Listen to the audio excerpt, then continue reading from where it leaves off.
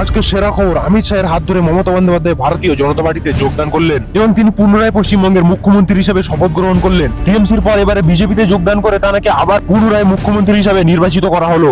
না, এটা কিছুতেই হতে পারে না। বাবা গো, দুঃস্বপ্ন ছিল আমার, তো একটুখানি হলেই হার্ট অ্যাটাক হয়ে গিয়েছিল প্রায়। তো আসলে কি বাংলায় পরিবর্তন হতে চলেছে, নাকি ইউপি এবং বিহারের মতো গুন্ডা রাজ চলবে এবার থেকে পশ্চিমবাংলায়ও? পশ্চিমবাংলায় আসলে কি কি পরিবর্তন হতে চলেছে চলুন দেখে নেই। এবং মোদিজির ভক্তরা মোদিজিকে ভগবান মানেন কেন, চলুন দেখে নেবো আজকে। मेरा बाप मोदी है।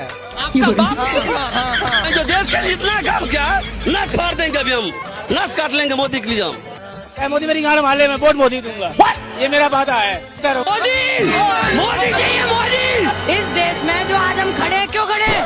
मोदी और मोदी जी अगर हमको बोल दे कि हगने के बाद गांठ धोना नहीं है, उसको चाटना है, तो हम बीजेपी के जितने भी समर्थक लोग हैं उसको अमृत समझ कर चाट। मेरा लिविंग गॉड है वो, लिविंग गॉड।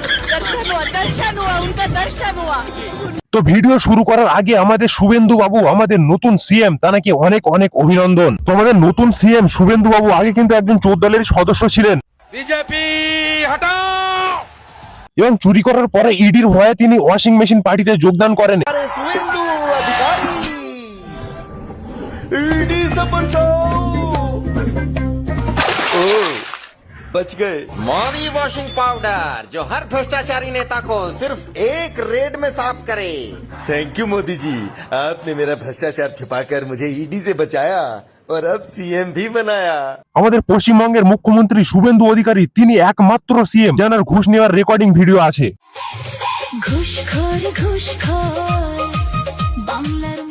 চোর দলে থাকাকালীন তিনি অনেক ঝোল করেছেন এবং সেই সমস্ত ঝোলের দাগ ধুতে তিনি ওয়াশিং মেশিন পার্টিতে জয়েন করলেন এবং তারপর মোদিজি এবং অমিত শাহ তার সমস্ত দাগ ওয়াশ করে পরিষ্কার করে ধুয়ে তুলে দিলেন।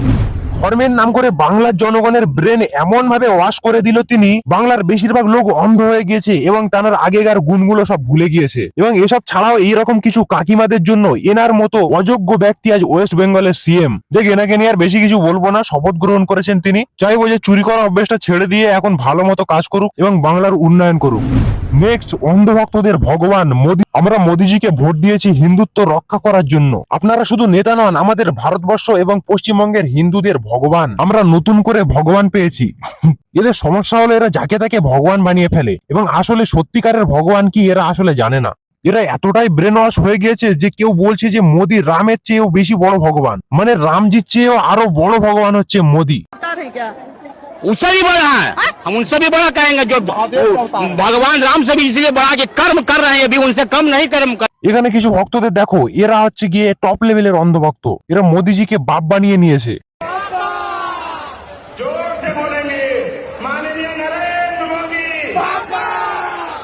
মানে এদেরকে এতটাই ব্রেন ওয়াশ করে দিয়েছে যে নিজের বাপকে ছেড়ে মোদিকে বাপ ডাকছে এরা। অবশ্য আমাদের পশ্চিমবঙ্গের নতুন মুখ্যমন্ত্রীও এদের থেকে কোনো অংশে কম যায় না।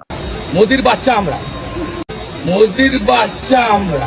এবার চলুন দেখে নেই অন্ধভক্তদের মোদিজির কারনামা। মোদিজি কিভাবে লাশ বিছিয়ে সেই লাশের উপর দিয়ে হেঁটে এসে রাজনীতির সিংহাসনে বসেছিল 27 ফেব্রুয়ারি 2002। আপনাদের মধ্যে অনেকেই জানে না যে গোদরা কেসে কি হয়েছিল। বেশ কিছু মাসুম হিন্দু, কিছু মুসলমান এবং এছাড়াও কিছু প্রেগনেন্ট মহিলা, তাদেরকে রেপ করে মার্ডার করা হয়েছিল।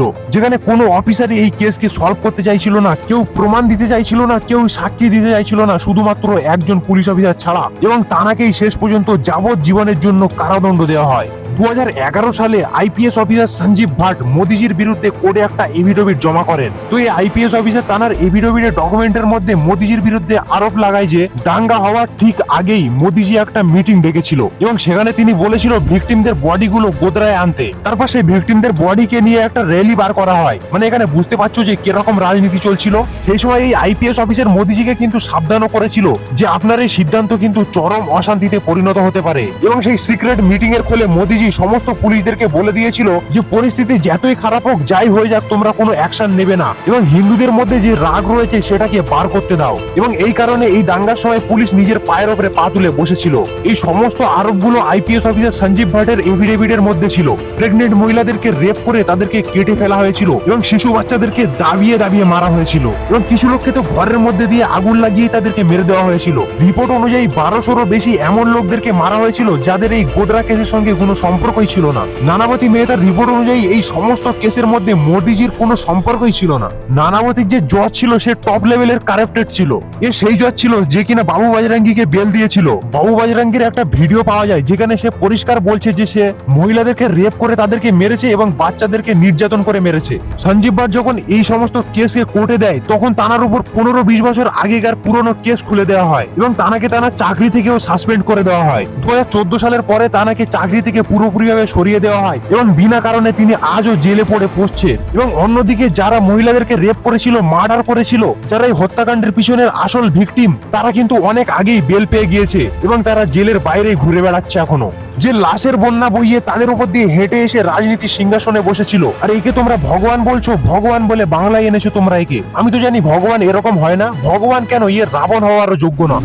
ধর্মের রাজনীতির পর বিজেপির দ্বিতীয় সফল রাজনীতি হলো বেটি বাঁচাও। যে ওমেন সেফটির কথা এরা বলে সেটা আসলে কতটা কার্যকরী চলুন দেখে নিই। মোদিজির ঘর গুজরাটের এই ভিডিওটা একবার দেখো। এখানে চলন্ত গাড়িতে একজন মহিলাকে রেপ করে এখানে রাস্তায় ফেলে দিয়ে গেছে। তারপরে বিহারের এই ভিডিওটা একবার দেখো। এটা দেখার পর তোমাদের গায়ের রক্ত গরম হয়ে যাবে। এখানে তোমরা দেখতে পাচ্ছ একজন মহিলাকে টানতে টানতে নিয়ে যাচ্ছে এবং তা নাকি কিরকম ভাবে হ্যারেস করা হচ্ছে, তার সঙ্গে ভিডিও বানানো হচ্ছে। হ্যাঁ, এই কেস ফাইল করা হয়েছিল। এবং তোমরা কি ভাবছো যে এদেরকে মৃত্যুদণ্ড বা যাবজ্জীবন কারাদণ্ড দেবে? এদেরকে কিছুদিনের মধ্যেই বেল দিয়ে দেওয়া হয় এবং এরা জেলের বাইরে এসে ঘুরে বেড়াচ্ছে। এখানে এই ভিডিওটা একবার দেখো। এটা মধ্যপ্রদেশের একটা ভিডিও। এখানে দেখতে পাচ্ছ বেশ কয়েকজন লোক, 10 থেকে 12 জন লোক একজন মহিলাকে ঘর থেকে টেনে বার করে নিয়ে যাচ্ছে।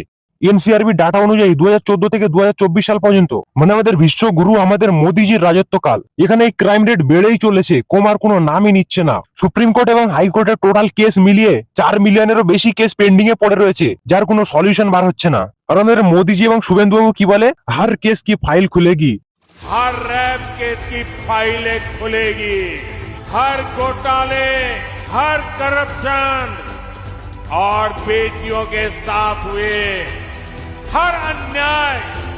এবং বিজেপির যেসব নেতাগুলোকে আপনারা ভরসা করে ভোট দিয়েছেন তাদের মধ্যে 151 জন এমপি এবং এমএলএ এর উপর ওমেন কেসের লিগ্যাল চার্জ লেগে রয়েছে। এবং বিহারের যে মিথালি ঠাকুর, যে আমাদের বঙ্গে এসে বলছিল যে এখানে এসে আমি আনসেফ ফিল করছি। बंगाल में आने में थोड़ा असहज महसूस हो रहा था कि चुनाव के दौरान जब हम देख रहे थे कि दीदी तो बोलती है बिहार और यूपी में नारी खुद सुरक्षित नहीं है, बंगाल में आके क्या बीजेपी दीदी के बोलने से थोड़ी ना होगा। हम खुद बिहार से आए हैं और मैं खुद बिहार की बेटी हूं और हम लोग बहुत सुरक्षित हैं।